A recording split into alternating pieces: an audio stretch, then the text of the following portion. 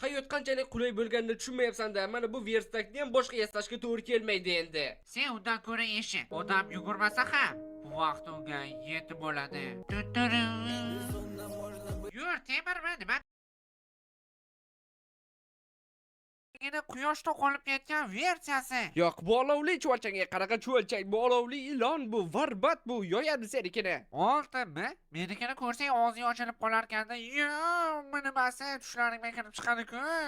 To'xta, men buni esladim. Bir paytlar ko'chada uchrashib qoluvdikda urishuvdik. Qanaqa urishuvdik? To'g'rirog'i uruvdim. Esimda bo'lsa shovqi ham ikkita edi. Sen menga tushuntir, qanday qilib hozir qurgan narsa bilan oldin urushgan bo'lish.